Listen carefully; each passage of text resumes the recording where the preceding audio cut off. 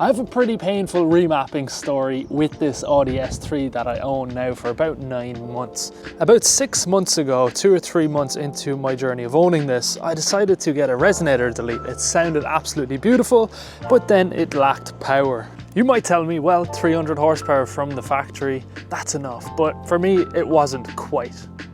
I knew this car was capable of a lot more, so I wanted to bring it to more.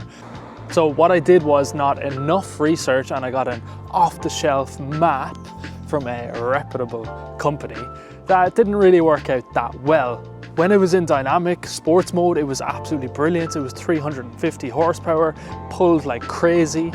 But when I was driving normal and boost came in at about 50% throttle, it would cut boost hard. It did not want to go. And this was under normal driving conditions. I wasn't driving the car crazy under regular day-to-day circumstances, but it made it violent, literally, when the boost would cut as you're accelerating onto a motorway or a link road, something like that, from a slip. So this problem actually began to get worse. So I contacted the tuner. There was a couple of conversations back and forth, nothing major. I actually did a gearbox service because I thought it was the gearbox was the issue. None of that changed anything. And yes, it had its oil service and filter and all the regular maintenance that should be done on this car. But what I decided to do in the end was go back to standard. Now, the tuner told me it's a different variation of the remap. However, it felt pretty dead after he installed a new remap. In my opinion, I believe this car was just brought back to stock power. That's the way it feels. It feels no different from the day I got it. It just sounds a bit different because of the modifications I've done now, which is like a resonator delete, air filter, DV spacer, little things like that, which just make the experience all that much better. And I don't care about the power as much anymore. Would it be nice to have 350 brake, 400 brake? Yes, and I will do that down the road. That is the plan. But for now, I'm just enjoying the reliability. I've taken this on road trip to France, road trip to England, and it's been pretty faultless. It did have the water pump go, 60,000, 59,000 kilometers.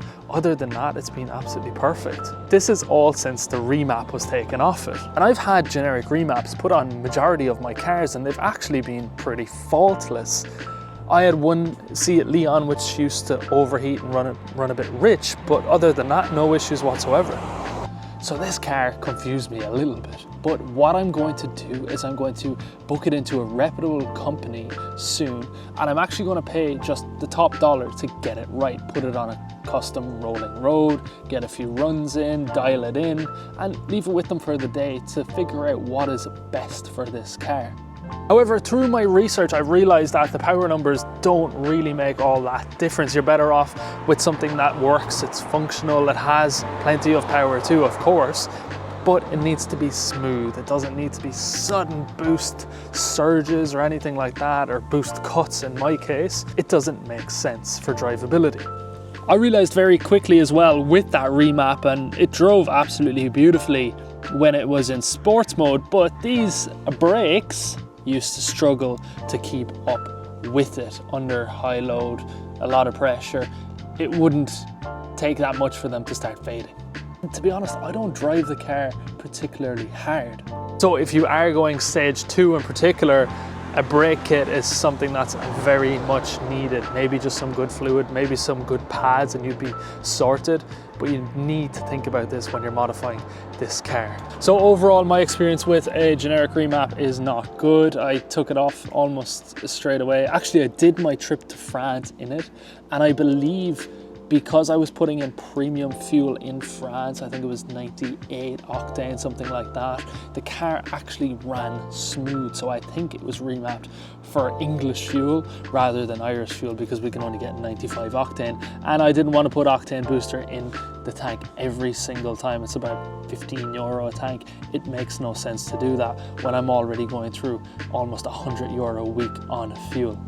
So if you have any questions or any suggestions on where I should get this car remapped and actually a custom job done to it with a rolling road, let me know. Let me know in the comments, and I'll be happy to check them out, see what their reputation is like, and go from there.